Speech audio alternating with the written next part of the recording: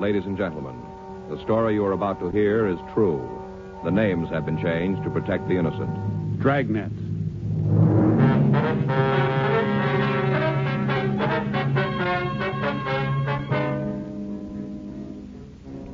You're a detective sergeant. You're assigned to burglary detail. A man walks into a pawn shop and wants to sell a ring. Indications are that the ring is stolen. Your job? Find out.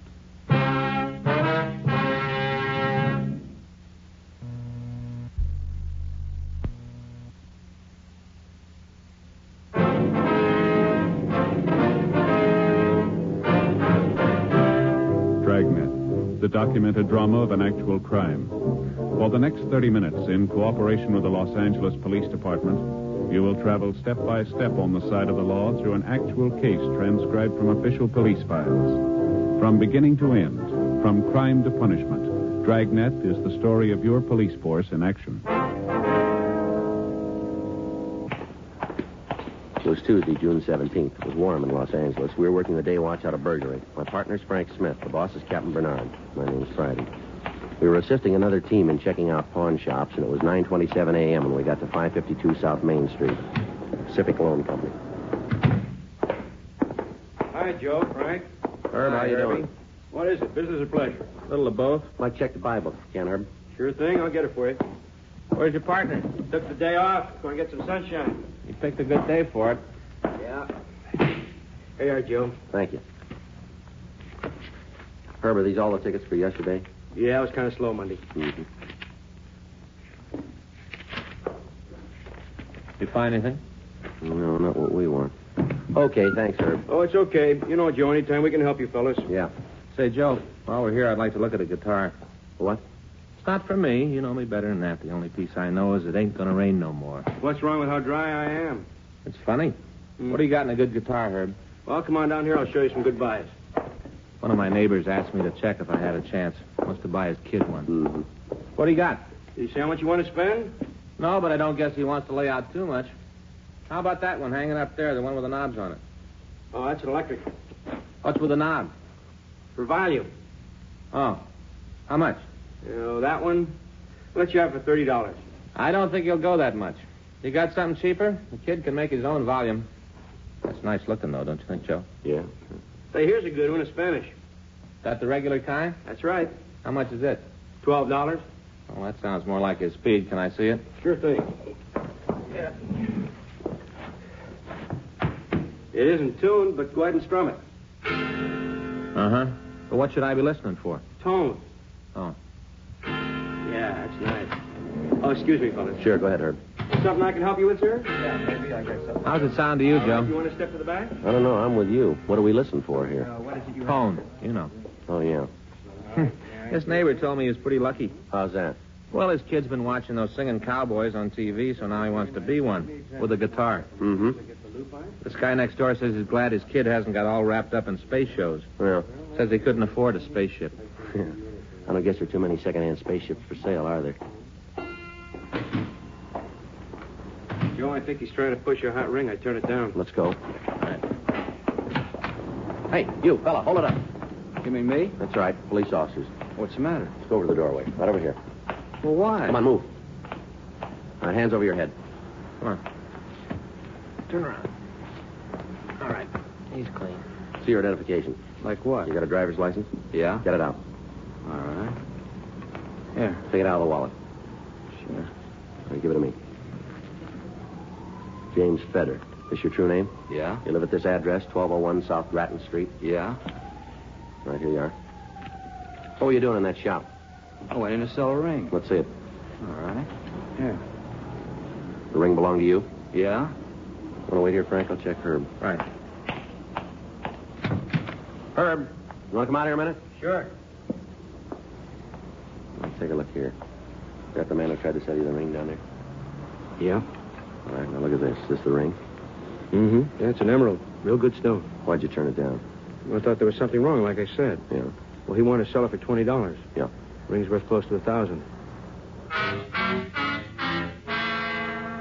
We took James Feder to the office for questioning. Frank checked with R&I and found that he had a previous record. He'd been picked up on suspicion of burglary and had served one term for auto theft. The ring was examined and found to be genuine. Feder maintained the ring belonged to him. After an hour of interrogation, he began to change his story.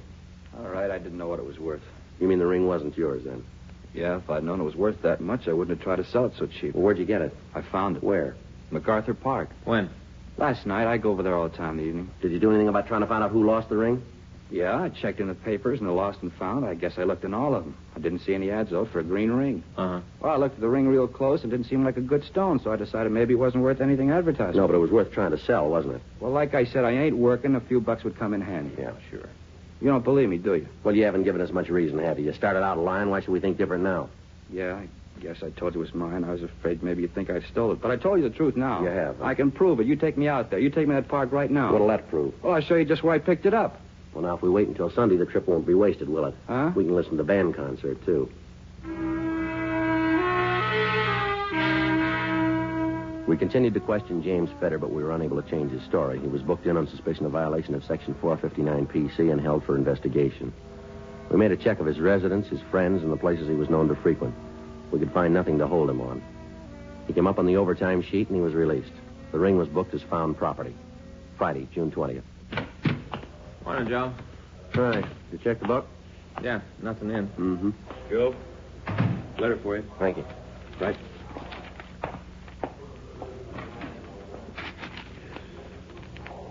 Listen to this. Hmm?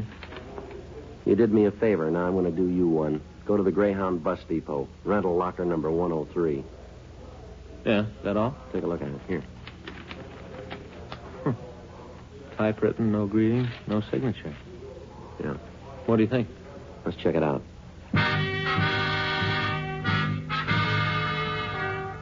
Frank and I took the letter over to Leighton Prince, and then we drove over to 6th and Los Angeles Street, the Greyhound bus depot. We went to the office of Ralph Thomas, the regional manager. We told him about the letter, and in his company, we went to check on locker number 103. Well, the locker's empty now. We'll have to see if anything's been removed from it recently. You want to come with me, gentlemen? We'll take the elevator to the basement. All right, fine. Thank you very much. How are the lockers checked, Mr. Thomas? The 10 cents pays for 24 hours. All lockers are checked at midnight. I see. When the time limit's up, the articles are removed and a new lock's put on the locker. I see. Of course, as long as the fee's paid, we don't bother it. Mm-hmm. All the things removed are ticketed and held for 90 days. I see. See, we hold them here at the depot for 30 days and then remove them to a warehouse. You'd be surprised at how fast they accumulate. Yes, sir. Here we are. You mean all these things here have been left in lockers? People checked them, didn't come back for them? That's right. We get quite a variety of things. Yeah, you sure do.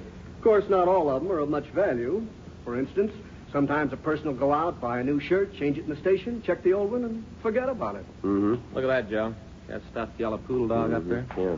Over there, half a radio. That's not much good unless you know the guy with the other half, huh? Flat iron. Sure a lot of stuff. Yeah, what about locker 103? Well, let's see now. If there was anything taken from it, should be right over here. Mm-hmm. Hey, there's some nice-looking luggage. Don't see how a guy would forget something like that. Here we are. Feels like a small box. That's from number 103? That's what the ticket says, see? Uh-huh. Yeah. What about the date that this was removed? Well, let's see. Midnight, June 17th. That was 3 days ago. Yeah.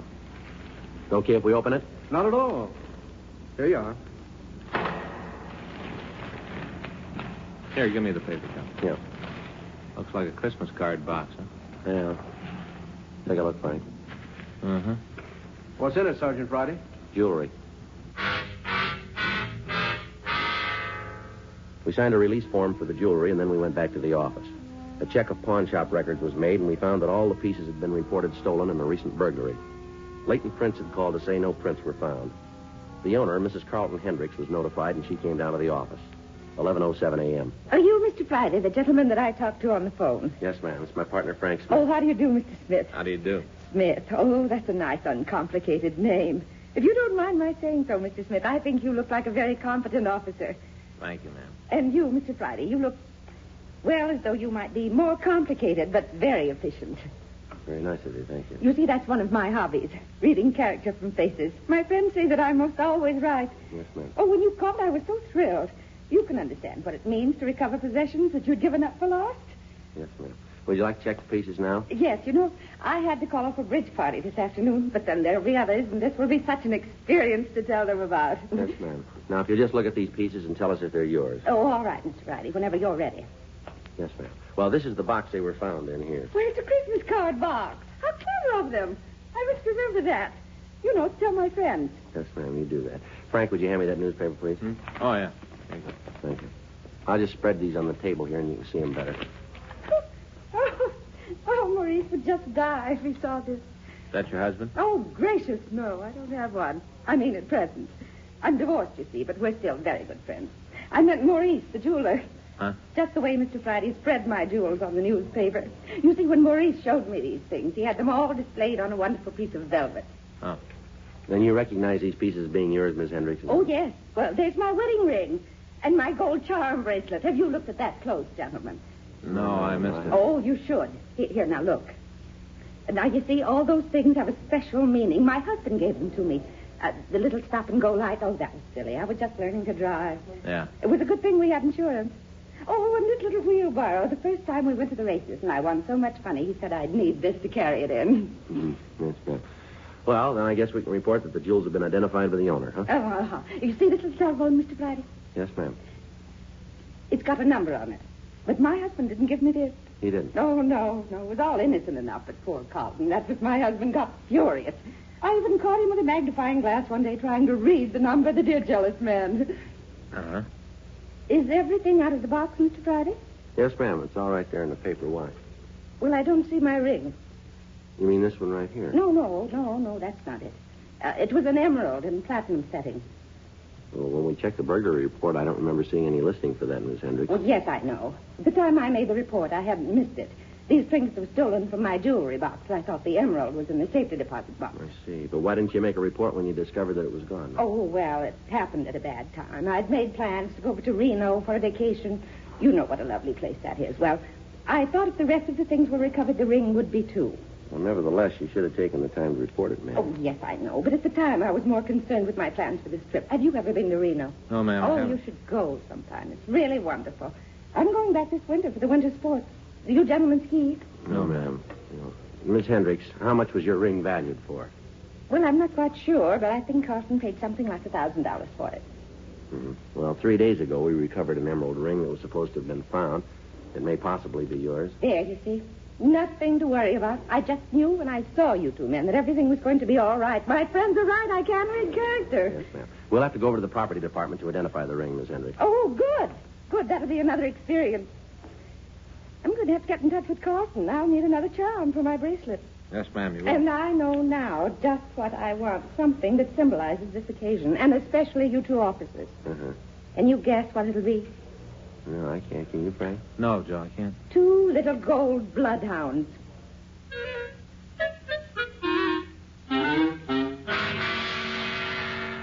We took Miss Hendricks over to the property department in the central jail. We signed out for the ring, and she identified it as being hers. All the jewelry was booked as evidence. We went to the district attorney's office and got a warrant for the arrest of James Feder. We got out a local and an APB on the suspect. Frank and I checked his residence, but we were told the suspect had moved several days previously. The landlady had no forwarding address. She couldn't tell us about any visitors or any mail he'd received. She was unable to tell us if he drove a car. We rechecked his known associates and friends. Several leads were obtained, but none of them turned up anything. 5 days went by. Thursday, June 25th. Morning, Frank. Hi, Joe. You been here long? About 5 minutes. I just couldn't hit the lights this morning. What's new? Well, we got a call from auto theft. Yeah. They picked up a man early this morning trying to steal a car. Somebody we want? I think so. James Feder.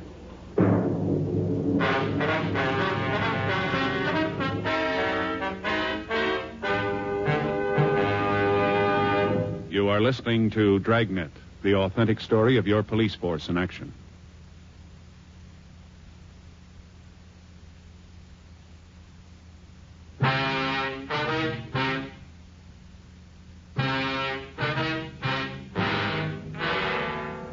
Before Frank and I checked out of the office, we contacted auto theft detail and told them we wanted to talk to Feder. We drove over to the main jail. The suspect was brought to the interview room. I heard you guys were looking for me. That's right. I could have come in, but I didn't think it was important. So you do it the hard way, huh? This is a bad beef. I guess you figure them all that way, huh? No, not always. You take a chance. You get caught, it's bad. But you ain't getting credit for something you didn't do. That's so. Yeah.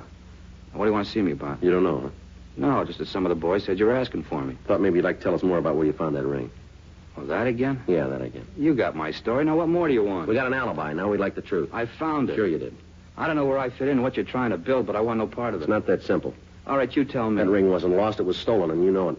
You figure I'm your pigeon, is that it? Let's try it for size, huh? Not this time. You can leave it with somebody else. Might take a little time, but we're going to make you on it. No, not from where I sit. You'll need a better story than you got right now. Well, not until you can prove I didn't find it. We got the other stuff you took. Oh, come on. Now you're really reaching. No, I don't think so. You did us a favor, but that doesn't put us on your side. Look, maybe you better fill me in. We got your letter. You did? Yeah. That's great. Now tell me what I said. I'll do even better. Here, you read it. This is the letter I wrote, huh? That's right. Mm-hmm. I get it now. You found some stuff down at the Greyhound Depot. You called it. Well, I'll give you something else. Yeah? I didn't write that letter. I don't know who did, but it wasn't me. The ring you had has been identified by the owner. A lot of other stuff we recovered. Look, I'll tell you something. It's like I said, you take your chances, but I ain't going to front for this deal. Yeah. Looks like someone was trying to nail me in, but I don't want it. You said I did you a favor. I didn't, but I'm going to now. All right, why don't you? I got that ring from a girl I know. What's her name? Jill Mason. Go ahead. Well, I ran into her the other night. I told her I could use a couple of bucks. She's owed me $15 for a long time. She said she didn't have any cash, but she gave me the ring. Uh-huh. I didn't know what it was worth. That's the truth. I don't think she did either. She's carrying a pretty fair package at the time. Well, go ahead. Well, she told me she got the ring from a boyfriend. That's all I knew about it. Why'd you give us the story about the park? Well, I figured maybe it'd keep her out of trouble. As long as you had the ring, I thought that was enough. And what's this girl mean to you? You mean how well do I know her? Yeah. I talked to her, that's all, but the only reason I give this to you is I don't want to pay somebody else's bill. She ever done any big time? I don't know. I never had any serious talks with her. Want to tell us where she lives?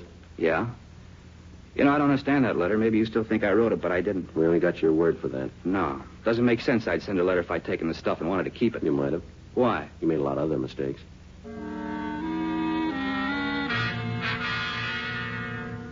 After further questioning, the suspect gave us a description of Jill Mason and her address.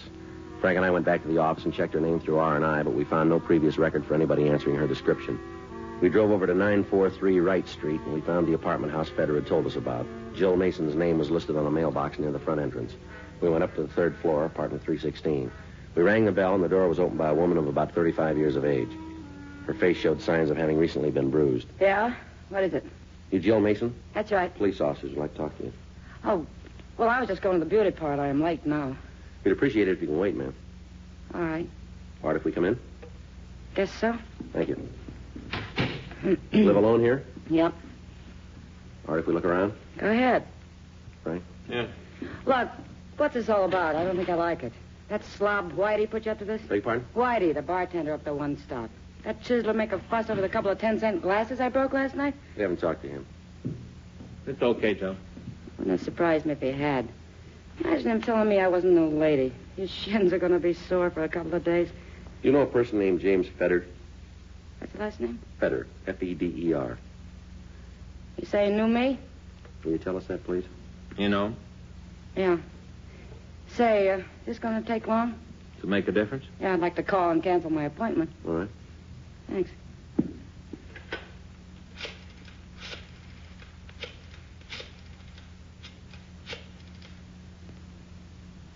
Hi, Helen. Joe Mason. I'm going to have to cancel my appointment. Okay, I'll call you. Yeah. Sorry, honey. Yeah. Goodbye.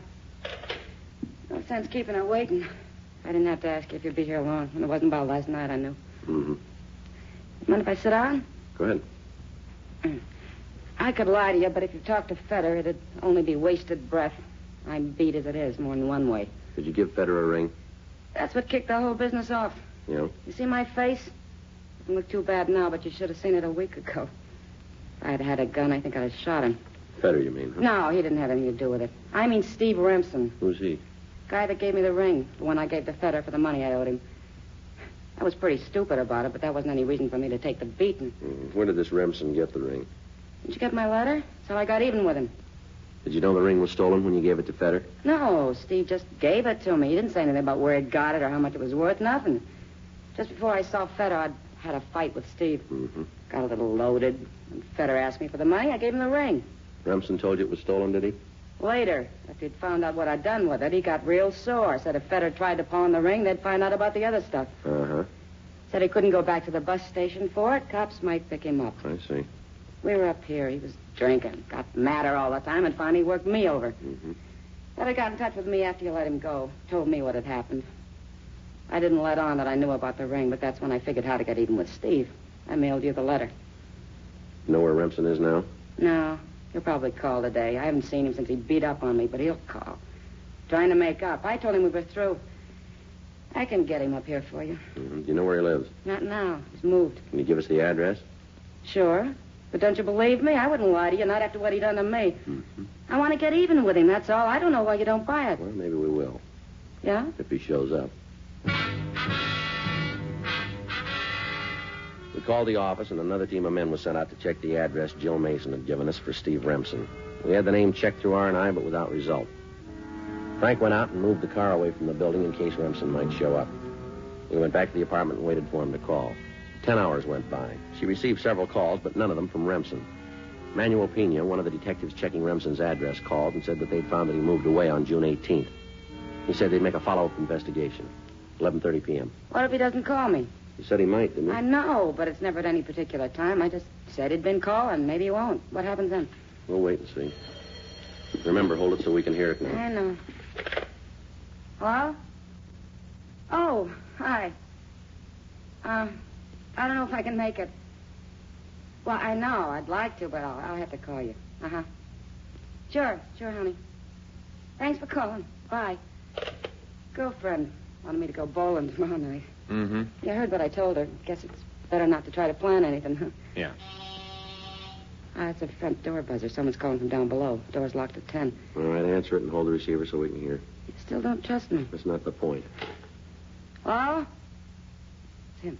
Get him up here. What's that, Steve? Uh-huh. I know, honey. I guess I was wrong, too. Uh-huh. Come on up. Hurry, honey. There. That'll open the front door for him. He'll be right up. Frank, you want to unlock this door? Yeah. You carry a gun? I know he's got one. All set? Yeah.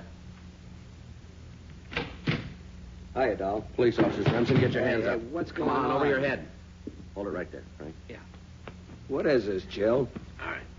Yeah, he's clean. Get your hands behind your back. Come on. You heard him. These are police officers. Honey. Boy, you... All right, hold it right there. Never You mind. and the cops. I should have finished what I started with you. You tried. You wouldn't have got your laylet if you'd used your head. We wouldn't be in this mess now. My fault for tying her with a knothead like you. Oh, you. All right, now stop it, both of you. Sure, it's just that you guys never come close if it wasn't for this dumb broad. You tell us. It had all worked out. Things were going just the way I planned. All right? Sure, I'd be sitting pretty except for her. Yeah, sure you would. Dumb broad, the biggest mistake she ever made. No, there was one other. What? The first time she talked to you.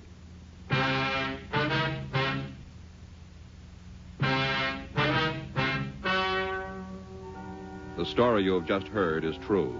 The names were changed to protect the innocent. On October 5th, trial was held in Department 98, Superior Court of the State of California, in and for the County of Los Angeles. In a moment, the results of that trial.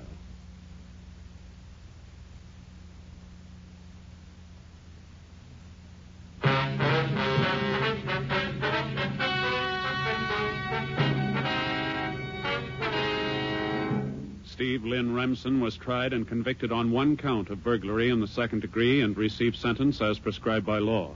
Burglary in the second degree is punishable by imprisonment for a period of not more than 1 year in the county jail, or by imprisonment in the state penitentiary for a period of not less than 1 nor more than 15 years.